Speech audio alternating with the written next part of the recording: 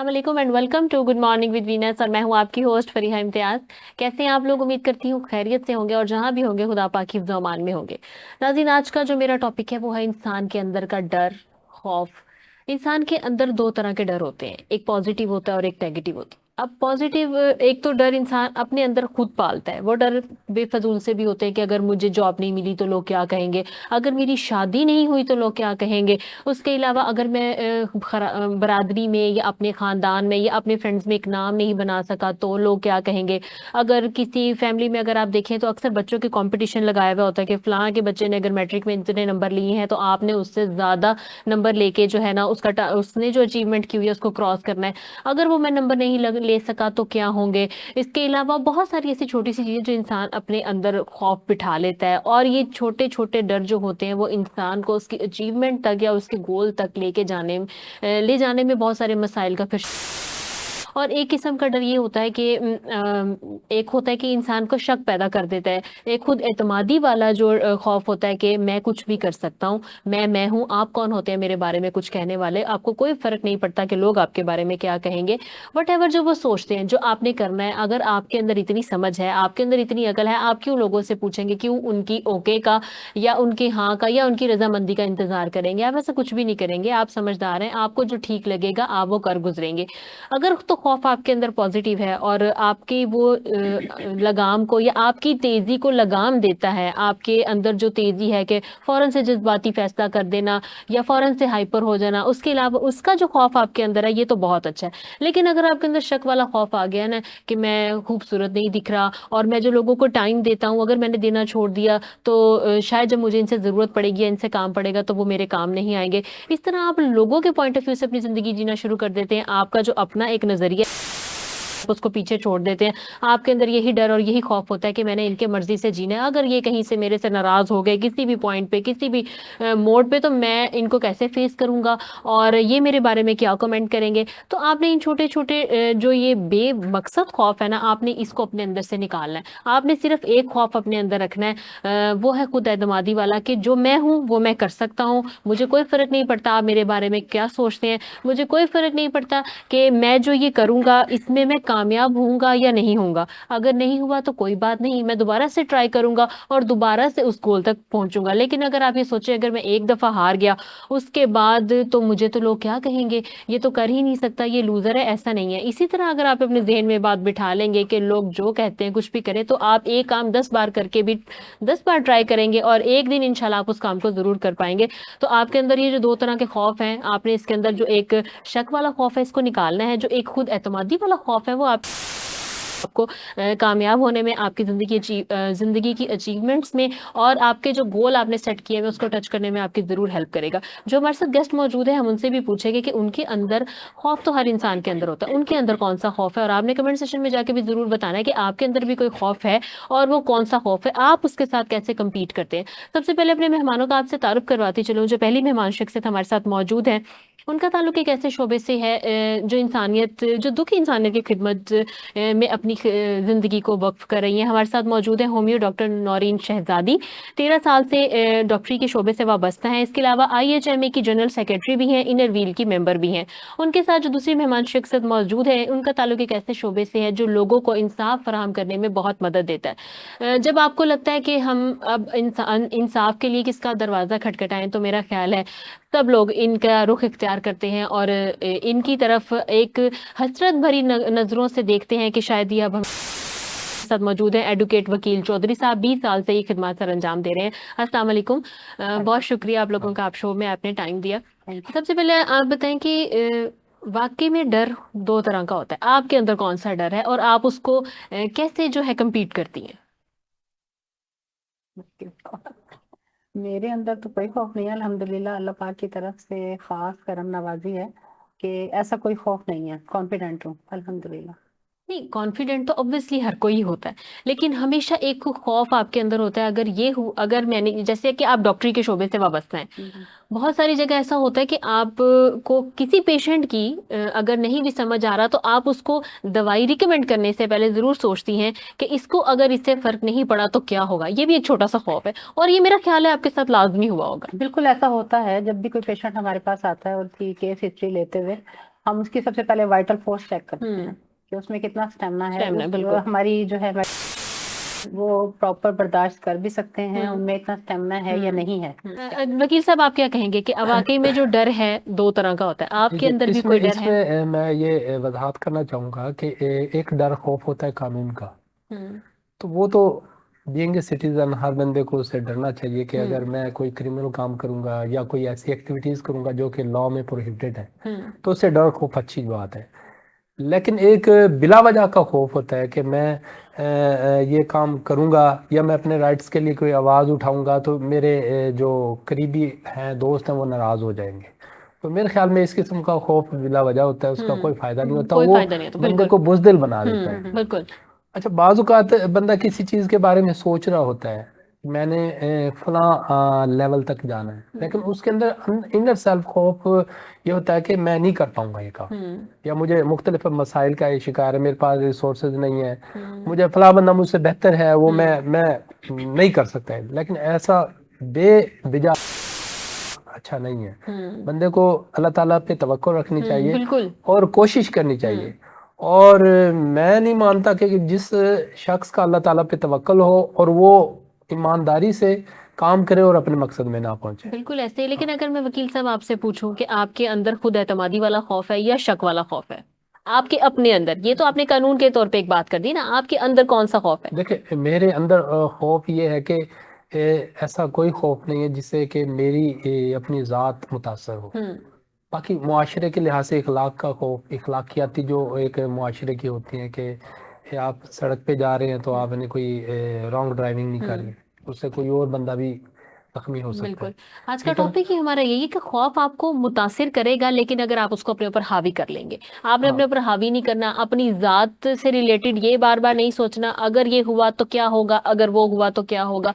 जो आपका दिल करता है, जो आपके माइंड में है या जो आपने सोचा, आप उसको कर का वो नतीजा बात का है। हो सकता है आप उसके अंदर 100% कामयाब हो जाएं, और हो सकता है आप रह जाएं, तो कोई बात नहीं, आप नेक्स्ट में ट्राई कीजिएगा और इंशाल्लाह आप जरूर उसको अचीव कर सकेंगे। अच्छा नौरीन, बात करें आपके प्रोफेशन की, कितने साल हो गए आप इससे जुड़ी हुई हैं, और आपने यही फील्ड क्यों चूज की? मुझे 13 साल हो गए हैं ठीक है। प्रैक्टिस करते हुए। और ये फील्ड इसलिए चूज की कि मेरे फादर भी डॉक्टर थे और बड़ी सिस्टर होम्योपैथिक डॉक्टर थी, कामयाब डॉक्टर थी माशाल्लाह। और वो लोग भी चाहते थे और मैं खुद भी चाहती थी कि होम्यो, और ऐसा भी है कि होम्योपैथिक ट्रीटमेंट कामयाब ट्रीटमेंट है। ठीक है। लेकिन और लोग इसकी तरफ इतना रागिब नहीं होते, इसको फॉलो नहीं करते इतना, उसकी क्या रीजन है? लोग शॉर्टकट ढूंढते हैं हम्म। कि शॉर्ट टाइम है और जल्दी ट्रीटमेंट हो जाए उनका, हम्म। तो इसलिए एलोपैथी की तरफ जाते हैं। होम्योपैथिक ट्रीटमेंट से थोड़ा सा टाइम लग जाता है लेकिन क्योर हो जाता है पेशेंट, हम्म। और परफेक्ट क्योर हो जाता है। तो कितना टाइम लगता है? अगर हम देखें तो होम्योपैथिक की जो मेडिसिन हैं वो महीनों की महीने चलती हैं, उसके बावजूद भी जो है वो पेशेंट अभी सो उसको फर्क पड़ने लगता है, मतलब कि पूरी तरह से रिकवर नहीं हो पाता। नहीं, ऐसा नहीं है कि पूरी तरह से रिकवर नहीं हो पाता, ये पेशेंट की कंडीशन पे भी डिपेंड करता है। जैसा कि आजकल जो है सीजनल जो कंडीशंस है पेशेंट की, इसमें तो ये होता है 15 डेज 1 वीक की मेडिसिन से पेशेंट क्योर हो जाता है। डेंगू आजकल बहुत ज़्यादा फैला हुआ है, डेंगू जो दौरानिया होता है मतलब कि 1 से 1.5 माह में पेशेंट क्योर होते होते उसमें इम्यूनिटी पावर जो है पेशेंट की कम हो जाती कम है। हो जाती है, ज़ाहिर है उसको रिकवर होते होते टाइम तो लगता है। और एलोपैथिक में ये होता है कि ड्रिप्स वगैरह लगा के ट्रीटमेंट देते हैं तो पेशेंट ज़रा सुबह शाम डॉक्टर के पास विजिट कर रहा होता है, वो जल्दी सेटिस्फाइड हो जाता है। होम्यो ट्रीटमेंट से भी 2 से 3 दिन में पेशेंट क्योर तो हो जाता है, वाइटल फोर्स जो है वो उसकी कम हो जाती है, तो उसको मतलब कि जनरल डाइट पे रखा जाता है।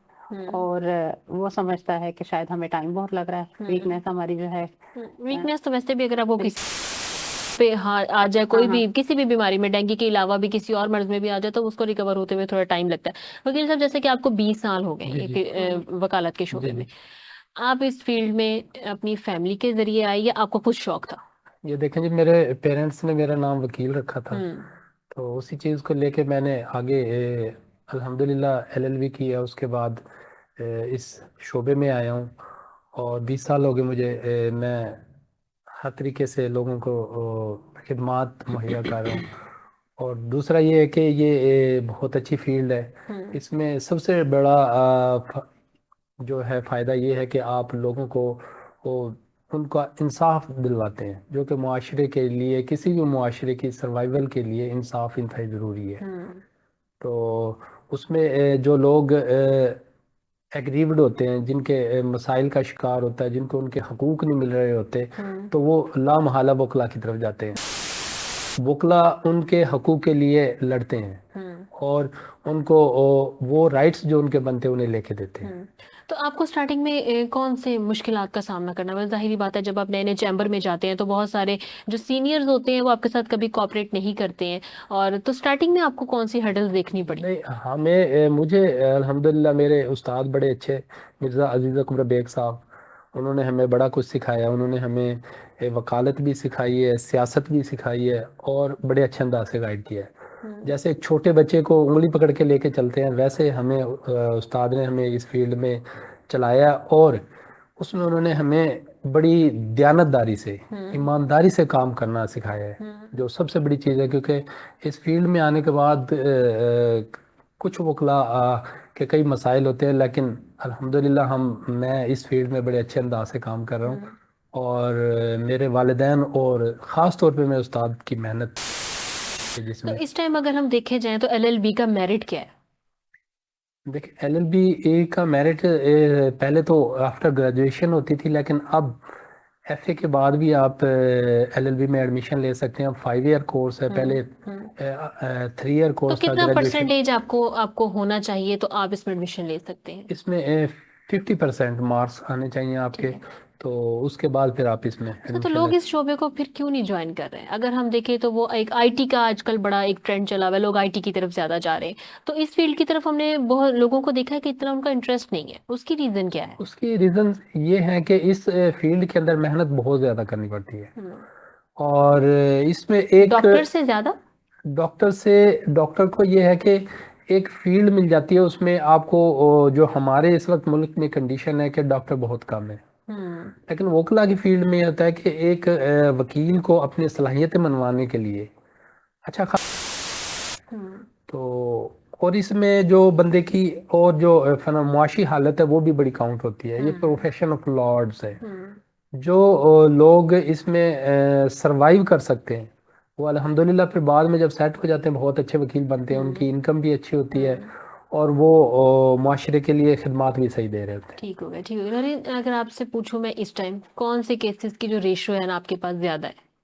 आजकल जैसे हार्मोन डिस्टरबेंस है, ठीक है। तो इसमें इसकी रेशो ही ज्यादा तो है। ये स्टार्टिंग कहाँ से होते हैं हार्मोनल इशू? हमारी डाइट से, जो आजकल फास्ट फूड में चिकन यूज हो रहा है, फार्मी चिकन, इसकी वजह से लेडीज में पीसीओएस का प्रॉब्लम है, ब्रेस्ट कैंसर का प्रॉब्लम है और थायराइड का इशू है। तो ये सब जो प्रॉब्लम्स हैं ये हार्मोन्स की इनबैलेंस होने की वजह से हैं, और हार्मोन्स इनबैलेंस होते हैं हमारी डाइट की वजह से।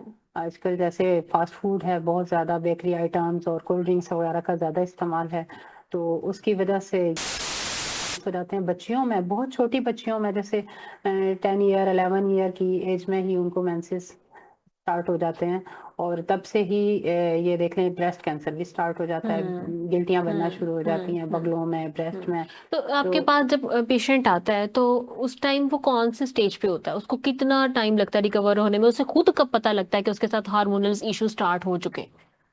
जो समझदार होती हैं लेडीज, अपनी बच्चियों को देखती रहती हैं, चेक करती रहती हैं, सेंसिटिव माएँ होती हैं, वो तो जल्दी ही लेके आ जाती हैं। ठीक है। लेकिन जैसे अवेयरनेस नहीं है, बहुत ज्यादा ऐसा है कि अवेयरनेस नहीं है हमारी खवातीन में, तो वो घर पे ही अपने लोकल ट्रीटमेंट करती रहती हैं कि दम दूध करवा लिया है या किसी पीर फकीर के पास जाके कोई तेल या मक्खन वगैरह बढ़वा लिया तो उससे मसाज किए रखती हैं। उससे ये होता है कि वो स्टेजेस बढ़ती रहती हैं, फर्स्ट से सेकंड और सेकंड से थर्ड पे आ जाती हैं, और जब उन्हें लगता है कि मामला हमारे जो है हाथ से बाहर हो गया है तो फिर वो डॉक्टर से कंसल्ट करती हैं। उसके बाद भी वो शॉर्ट टाइम ट्रीटमेंट ले लें तो वो निश्तर जाती हैं। निश्तर जाके वहां से उनके टेस्ट होते हैं डिफरेंट किस्म के, जैसे जिसमें बायोप्सी, फर्स्ट वाला टेस्ट जो है बायोप्सी है। बायोप्सी में निडल से वो अंदर से जो है मवाद निकाल के उसका टेस्ट होता है। 10 दिन के बाद वो रिपोर्ट आती है शौकत खानम से, और 10 दिन के अंदर अंदर वो वहाँ पे पिन से जो है रप्चर हो जाता है। अगर कैंसर है अंदर तो वो फट जाता है, या वो स्पीड से आपका ग्रो करता है कैंसर। तो फिर स्टेजेस चेंज हो जाती हैं, 3 से 4 पे आ जाती है। बाज़ औक़ात तो ऐसा होता है 4th स्टेज पे है कि वो बह रहा होता है, कैंसर बह रहा होता है, ब्रेस्ट बह रहा होता है कि वो अगर आपसे मतलब कि बहुत ज़्यादा फासले पर भी हैं तो उसकी स्मेल आपको फील होगी। इस स्टेज पे भी मैंने पेशेंट को क्योर किया है अल्हम्दुलिल्लाह। लेकिन मैं ये चाहती हूँ कि हमारे अंदर, हमारी खवातीन में इतनी अवेयरनेस होनी चाहिए कि वो टाइमली डॉक्टर से कंसल्ट करें, चलें अपने करीबी डॉक्टर से अच्छा, कर और लें, मुझे लगता छुपाएं नहीं है इस कि बात को। सॉरी मैं आपको कट कर, मुझे लगता है लोगों खवातीन फिर उनकी थोड़ी सी जिसे कह लें ना, आप अपने लिए जो सेल्फ ग्रूमिंग होती है, अपने आप को टाइम देना होता है, वो नहीं दे पाती। वो इस बिल्कुल चीज को ऐसा झटकती रहती है कि अच्छा देख लेंगे, बाद में कर लेंगे, जबकि ये बहुत सेंसिटिव चीज है। और उसको अगर उनको थोड़ा सा भी कहीं फील हो रहा है तो उनको फौरन से जो है ना डॉक्टर से रुजू कंसल्ट करना करना चाहिए, चाहिए बिल्कुल। और अपनी जो ट्रीटमेंट है उसको स्टार्ट करना चाहिए। अच्छा नौरीन, अगर हार्मोनल इशू स्टार्ट हो गए, आपके पास पेशेंट भी आ गया, तब आप उनको कौन सी डाइट बताती हैं? आपको कौन सी डाइट उनकी खत्म बंद करवाती हैं कि ये खाने में आप बिल्कुल खत्म कर दें और ये स्टार्ट कर दें? बिल्कुल, मैं बेकरी आइटम बंद करवा देती हूँ पेशेंट्स को। और देखें, उसमें जो चिकन हमारे यूज होता है वो हेल्दी तो नहीं है ना। हम्म फार्मी चिकन को हार्मोन्स के इंजेक्शन लगा लगा के 1 वीक में, जिस हम्म चिकन को 1 वीक में बड़ा किया जाता है, हम्म जो अपने पैरों पे खड़ा नहीं हो पाता चिकन, हम्म, वो हमारे अंदर जाके हमारी बॉडी में क्या ताकत देगा। बिल्कुल तो ऐसे ही है। जाहिर सी बात है, जो उनको इंजेक्शन लगे हुए होते हैं मुर्गियों को, जो मुर्गी का गोश्त हम खाते हैं, वो गोश्त के जरिए हमारे अंदर वो इंजेक्शन जो है हमारी बॉडी उसका में जो चले असर जाते है, हैं, जो उसका उसका साइड असर इफेक्ट हमारी होता है। बॉडी में आ जाता है, हम्म जिससे ये होता है कि हमारे हार्मोन्स डिस्टर्ब होते हैं, हम्म किसी को गिल्टियां बन जाती हैं ब्रेस्ट में, किसी को चिकन के बगलों अलावा में। और क्या खाना बंद करती हैं? मतलब कि फास्ट फूड राइस, आपने बंद कर दिया, ठीक है। राइस हम्म और कोल्ड ड्रिंक्स, हम्म जंक फूड तो वगैरह। राइस तो मेरा ख्याल है कि बंद करना बहुत मुश्किल है। बहुत मुश्किल है, हाँ, बहुत मुश्किल है। कभी पेशेंट ने कहा है कि इसके अलावा इसके ऑपोजिट कुछ बता हाँ दें? बिल्कुल, सब पेशेंट ऐसा कहती हैं, सब भी कहती हैं कि इसके अलावा कुछ और बता दें। ठीक हो गया, ठीक है। जी अच्छा वकील साहब, अगर आपसे पूछें फैमिली मैटर्स के, आजकल बहुत ज्यादा केसेस हैं, उनमें जी सबसे जी। ज्यादा क्या है? सबसे ज़्यादा जो रेशियो है वो डाइवोर्स केसेस की, डाइवोर्स और मेंटेनेंस की। हम्म तो उसके हवाले से मैं ये बात करूंगा कि हमारी सोसाइटी के अंदर ये डाइवोर्स इस वक्त ज़्यादा क्यों हो रही है। इसकी सबसे बड़ी वजह अदम बर्दाश्त, ठीक है। अदम बर्दाश्त है। तो मियाँ बीवी जब शादी होती है लड़की की, आपस में एक नया जोड़ा बन के सामने आता है, तो उसमें दोनों को जो फैमिली लाइफ के बारे में गाइडलाइन दी होती है, बिल्कुल सिलेबस को देख लें। हम्म जो एक लड़की एजुकेशन लेके आती है, उसे फैमिली लाइफ के बारे में बिल्कुल अवेयरनेस नहीं तो होती। एजुकेशन में कहीं है ही नहीं ना ये हाँ, चैप्टर। है ही नहीं चीज। तो उसकी वजह से इसमें मेरे ख्याल में जो इस मसले से सबसे बड़ा जो हल यही है कि लोगों को अवेयरनेस दी जाए। अच्छा तो वकील तो साहब सॉरी, एक यही बात मैं आपके आगे लेके चलूंगी, क्या अगर हमारे सिलेबस में फैमिली लाइफ के ऊपर 2 चैप्टर्स या एक पीरियड भी कर दिया जाए, वो इनफ है हमारी रियल लाइफ के लिए? क्योंकि जो बुक्स में होगा वो रियल लाइफ में नहीं होगा। देखें, उसमें ये है कि कम अज कम आप एक पीरियड भी अगर रख लेंगे तो उसमें एक कंसेप्ट होगा। हम्म जो फीमेल या मेल के हम्म को एक कंसेप्ट होगा कि हम्म फैमिली लाइफ क्या होती है, हम्म क्या जिम्मेदारियां हैं, हम्म और मैंने अपने बच्चों को कैसे रखना है, बीवी को कैसे एक्सपेंसेस देने हैं। हम्म दूसरा, वाइफ को भी पता होगा कि मैंने खामद की क्या क्या मेरी जिम्मेदारी है खामद की। तो उसमें जो मुआशी मसला है वो सबसे बड़ा है तलाक का, हम्म कि वो बीवी जो एक्सपेंसेस डिमांड कर रही होती है, खामंद नहीं दे पाता है, अकॉर्डिंग वो अपने अकॉर्डिंग टू इनकम चलता है। बाज़ औक़ात ये होता है कि खामंद अकॉर्डिंग टू इनकम बच्चों को या बेगम को सपोर्ट नहीं कर रहा होता, तो वो फिर इस सूरत में क्लैश ज़्यादा होते हैं। हम्म तो ये बड़ा अलार्मिंग है, हमारे माशरे में इस वक्त तलाक बहुत ज़्यादा चल रही है, बहुत अच्छा तो ज़्यादा। जो आपके पास केसेस जब ऐसे आते हैं, तो कभी आपने अपने चैम्बर में उसको सॉल्व करने की कोशिश की है, हम या फिर आप फौरन से जो है ठीक है आप उसके ऊपर इम्प्लीमेंट और प्रोसीजर जो है नेक्स्ट स्टार्ट कर देते हैं? हमारे पास जब भी कोई केस आता है तो हम उसको मैक्सिमम कोशिश करते हैं कि इनका आपस में सोल्यूशन हो जाए। ठीक है। जो बच्चे बीच में होते हैं, क्योंकि जो फीमेल होती है उनकी भी आगे शादी हो जाती है, मेल 20 से आगे मैरिज कर जाता है। जो बच्चे हैं वो बिल्कुल उनकी इनकी निगहदाश्त नहीं होती, वो फिर माशरे के लिए बड़ा यानी कि वो अच्छे शहरी, उन पे पेरेंट्स की प्रॉपर तवज्जो नहीं होती। हम्म तो इसलिए यह है कि हम कोशिश करते हैं कि सबसे पहले ये, और कानून में भी यही है, जब मुद्दइया दावा दायर करती है, हम्म मुद्दा आ जाता है उसमें, तो एक बाकायदा पेशी लगती है कोर्ट के अंदर कि इनकी मसालहत करा दी जाए। ठीक है। तो वो दोनों को जज साहब टाइम देते हैं, दोनों के मसाइल भी सुनते हैं और उसको सॉल्व करने के लिए उन्हें ऑप्शन भी देते हैं, हम्म, वाइफ को भी और हस्बैंड को भी। उसके बावजूद भी अगर वो कहते हैं कि नहीं हमने नहीं इकट्ठे रहना, तो देन कोर्ट फिर डाइवोर्स अनाउंस करती है। ठीक हो गया, ठीक हो गया। नरीन, अगर मैं आपसे अभी हम जैसे हम बात कर रहे थे हार्मोनल इशू की, हो गए, उसके बाद मोटापा ऑटोमेटिकली आपके अंदर आ जाएगा। तो जब मोटापा आ जाएगा तो फिर जो है इंसान मजीद डिप्रेशन में चला जाएगा कि एक तो वैसे वो डिस्टर्ब हो चुका है, उसकी पूरी बॉडी खराब हो चुकी है, फिर वो मोटापे में बेढंगा बन गया। तो उसको फिर कंट्रोल करने में कितना टाइम पीरियड चाहिए होता है, और किस स्टेज पे जाके जो है वो कंट्रोल हो जाता है? कंट्रोल तो हर, उसके लिए तो हमें अपनी डाइट प्लान सबसे पहले करना होता है। हम पेशेंट को जो है डाइट प्लान देते हैं। इसके अलावा 3 मंथ के बाद से जो आपका वेट कंट्रोल होना स्टार्ट होता है वो स्पीड से होता है। 3 मंथ का जो पीरियड होता है, अगर बहुत ज्यादा आपका वेट गेन हो गया है 3 मंथ में, तो हम कंट्रोल करते हैं ना। अगर पेशेंट का कंट्रोल हो जाए अपनी डाइट का, तो फिर तो बहुत जल्दी बहुत स्पीड से कंट्रोल कर सकती हैं अपनी डाइट से भी, और मेडिसिन से भी, एक्सरसाइज से भी अपने वेट को कंट्रोल भी कर सकती हैं, और अपनी बॉडी को जो है मेंटेन दोबारा से वापस ला सकती हैं। हैं। और अगर वो नहीं करती हैं फॉलो डाइट प्लान को भी, तो फिर तो बहुत मुश्किल हो जाता है, और ज्यादातर मुश्किल होता है। वो मुश्किल ही होता है, क्योंकि मुश्किल होता है। एक टेस्ट को और अपनी, कहते हैं ना कि बड़ों की कहावत है, जबान को रोकना बिल्कुल, बहुत मुश्किल बहुत है। मुश्किल है। हम आपसे मजीद बातें करेंगे, लेकिन अब टाइम हुआ एक ब्रेक का। देखते रहिए गुड मॉर्निंग विद वीनस, मिलते हैं ब्रेक के बाद।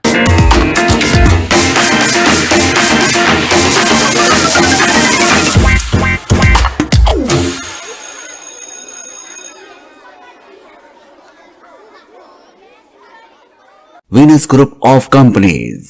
क्या आप अपने माली अहदाफ तक पहुंचना चाहते हैं? तो फिक्रमंद होने की कोई जरूरत नहीं, क्योंकि वीनस ग्रुप ऑफ कंपनीज आपके लिए एक ऐसा प्लेटफॉर्म है जहां आप अपने माली अहदाफ तक बआसानी पहुंच सकते हैं। हम दुनिया भर में अपनी खिदमात फराहम कर रहे हैं। कमोडिटी मार्केट में महारत के साथ साथ हम अपनी पेशा वाराना पुर अज़म खिदमात के साथ बढ़ती हुई मार्केट में जिंदा रहने में आपकी मदद करते हैं। हमारा एतमाद मार्केट के खतरात को कम करना है, जिसका नतीजा आप काबिल जिक्र मुनाफा कमाते हैं। वीनस कस्टमर केयर सपोर्ट 24 घंटे मुफ्त मुशावरत फराहम करती है और हमवार अमल के लिए हमारे पार्टनर्स की मदद करती है। तो आज ही हमारी वेबसाइट पर रजिस्टर हो और मुनाफा कमाना शुरू करें।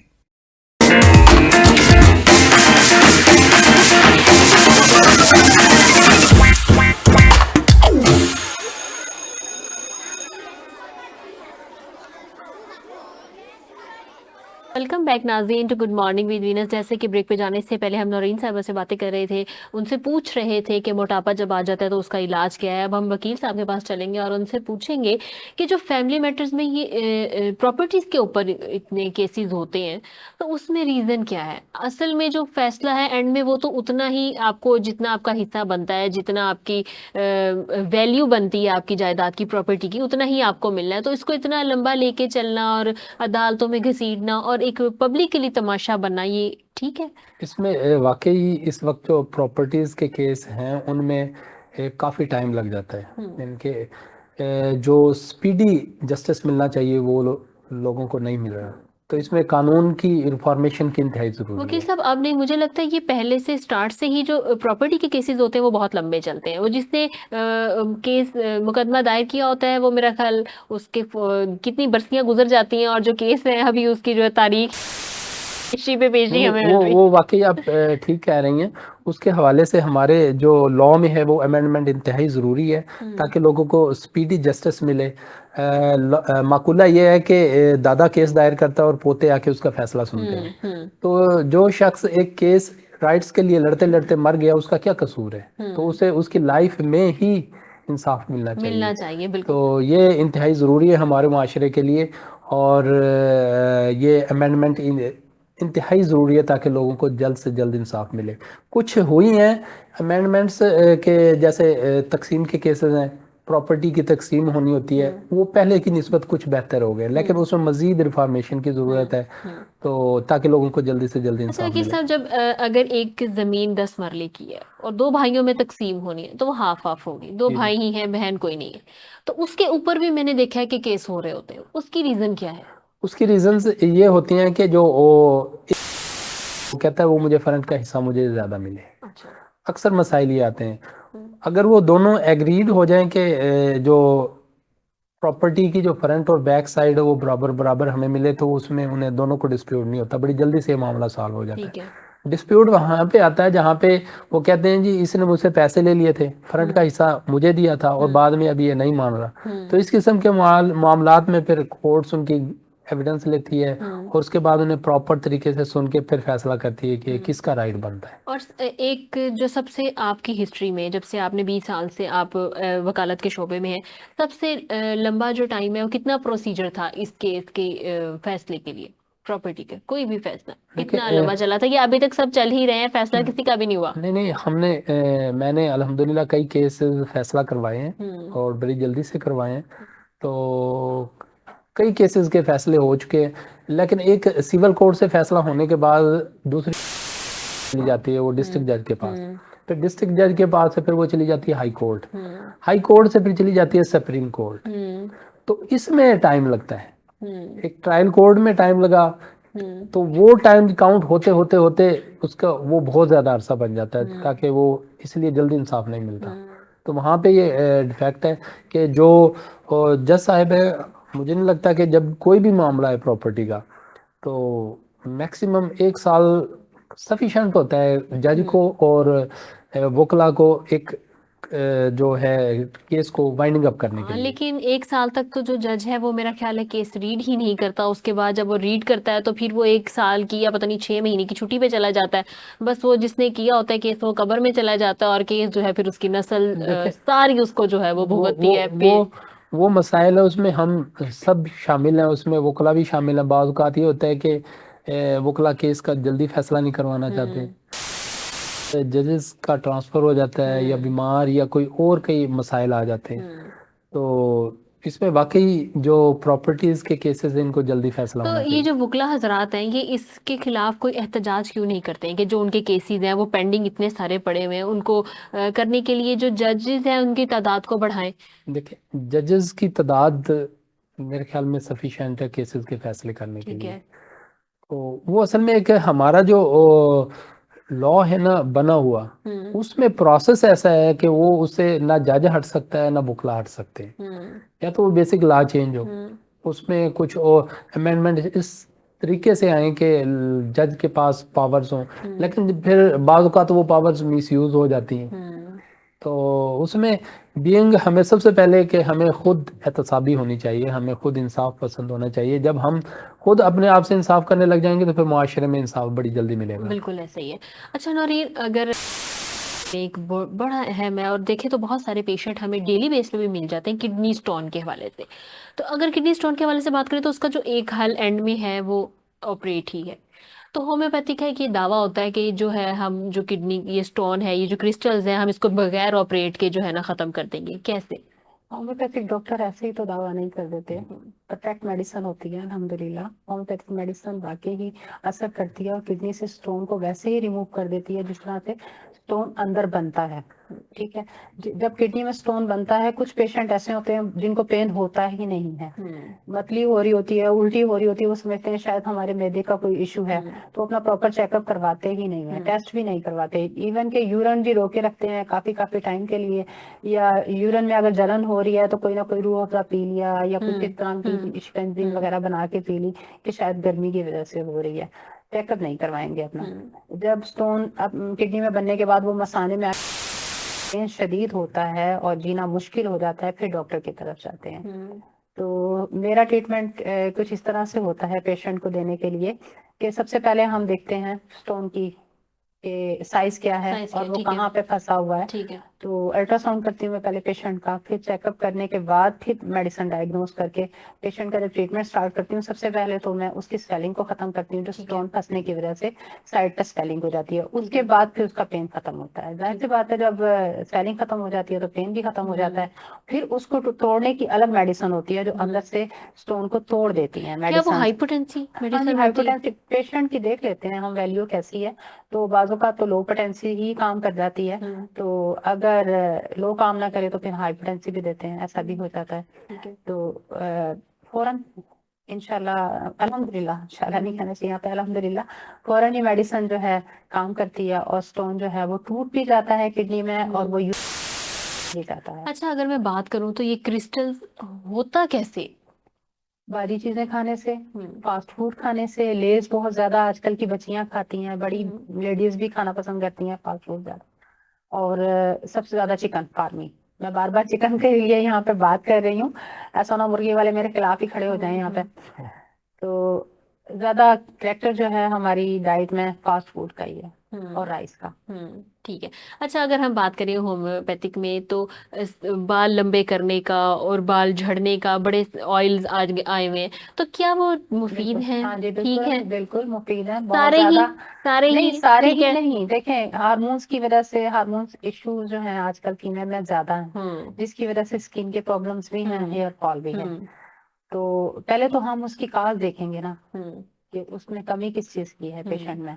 कुछ मल्टीविटामिन लेने से भी क्योर हो जाती हैं, तो कुछ को पीसीओएस का इशू होता है, तो उनका ट्रीटमेंट तभी जाके जो है मेडिसिन हमारी, ये जो ऑयल हैं, ये शैम्पू हैं, ये असर करते हैं। ऐसा नहीं है कि कोई भी हम शैम्पू या ऑयल होम्योपैथिक का उठा के ले लेंगे तो वो हमें फौरन ही रिजल्ट देंगे, सूट ऐसा कर नहीं जाएगा। है। हमें सबसे पहले तो कॉज देखनी है ना कि किस वजह से हमारे जो है हेयर फॉल है या हमारी स्किन जो है वो खराब है। और अच्छा नौरीन, एक और आजकल बहुत अहम जो मर्ज चल रहा है वो मैदे की तकलीफ है। बिल्कुल, वो चाहे वो बच्चा है, पाइलोरी जी। चाहे वो बड़ा है, मतलब कि हर किसी को इसका इशू है, स्टमक इशू है। बिल्कुल। तो उसकी रीजंस क्या है? उसकी रीजन फास्ट फूड तो हो गया, ठीक फास्ट है। फूड हो गया, बच्चे जो हैं वो एक तो पानी नहीं पीते। ठीक है। पानी अगर पीते हैं, जो पीने वाले हैं, हमारा पानी साफ नहीं है। बाकायदा फिल्टर लगे होने चाहिए घरों में, फिल्टर वाला पानी यूज करना चाहिए साफ। अगर आपके पास फिल्टर अवेलेबल नहीं है तो पानी को बॉईल कर लें, पानी का इस्तेमाल ज्यादा करें डाइट में। और फ्रूट्स का इस्तेमाल, जो जिनमें पानी की मिकदार ज्यादा है वो फ्रूट्स लें। और इसके अलावा एच पाइलोरी जो है फूड ही उसकी रीजन है तेज मसालाजात। बिरयानी बहुत ज्यादा खाई जाती है हमारे घरों में, तली हुई चीजें ज्यादा इस्तेमाल की जाती हैं, जिसकी वजह से ये मैदे के इश्यूज हो जाते हैं। आजकल सस्ते पापड़ मिल जाते हैं, बच्चे स्कूल में 5 रुपए के 10 रुपए के पापड़ लेके उसमें तेज मसाला डाला हुआ होता है, वो खा रहे होते हैं, माओ को खबर ही नहीं होती। ठीक है, ये सब चीजें साथ साथ है, लेकिन बच्चों को अगर माएं रोक भी लेती हैं तो बच्चों ने वही खाना है जो उनके जहन में फंस चुका है, चाहे वो तेज मसाले वाला पापड़ हो, तो चाहे वो कोई ठेले की खट्टी सी चाट हो, उन्होंने वो खा के उनको सेटिस्फेक्शन होनी है। घर की बनी हुई चीजों से उन्हें वो मजा नहीं आना, उनका वो पेट नहीं भरना जब तक अपनी डाइट में वो चीज वो शामिल नहीं कर लेंगी। नौरीन, आप मैसेज क्या देना चाहेंगी? मैं मैसेज यही देना चाहूंगी कि अपनी सेहत का ख्याल रखें, जिंदगी बहुत कीमती है। और सेहत है तो जिंदगी को जीने का मजा है, अगर सेहत नहीं है तो कुछ भी नहीं। बिल्कुल ऐसे ही है। अपना और अपनी फैमिली का बहुत ज्यादा ख्याल रखें। जिस घर की माँ सेहतमंद होती है और घर के बच्चे सेहतमंद होते हैं, पूरा खानदान सेहतमंद होता है। बिल्कुल ऐसे ही है। बहुत खूबसूरत आपने मैसेज दिया। वकील साहब, आप क्या मैसेज देना चाहेंगे? मेरा मैसेज बीइंग पाकिस्तानी मुआशरे के रिफॉर्मेशन के लिए सबसे पहले अपने आप का एहतसाब करना चाहिए और हमें खुद सबसे पहले अपने आप से इंसाफ शुरू करना चाहिए। तो जब हम अपने आप से इंसाफ करेंगे तो फिर तमाम मसाइल हमारे हल हो जाएंगे और ये मुआशरा एक सही और एक मिसाली मुआशरा बन जाए। बिल्कुल ऐसे ही है। बहुत शुक्रिया आप लोग आए, आपने हमें टाइम दिया। तो जी नाज़रीन, आज के प्रोग्राम के वक्त खत्म हो चुका है। जाते हुए दोबारा से आपको एक दफ़ा अपना टॉपिक याद दिलाती चलूँ कि आपके अंदर का जो खौफ है वो अगर आपका पॉजिटिव है तो वो बहुत अच्छा है, लेकिन अगर आपने ये बेफजूल और खामखा के जो डर और खौफ अपने अंदर बिठाए हुए हैं, अगर ये आपके अंदर है तो ये आपको आपकी ज़िंदगी को कामयाब बनाने में बहुत मुश्किलात पैदा करेंगे। तो इनको अपने अंदर से निकाल बाहर फेंके, खुद एतमादी वाला खौफ अपने अंदर लेके आए, वो आपके लिए भी अच्छा है। आपके इर्द गिर्द का जो माहौल है उससे आपको कोई मैटर और कोई फर्क नहीं पड़ेगा अगर आप अपने अंदर ये खौफ ले आएंगे। कल आपसे फिर दोबारा मुलाकात होगी नए मेहमानों के साथ, नए टॉपिक के साथ। तब तक के लिए इजाजत दीजिए।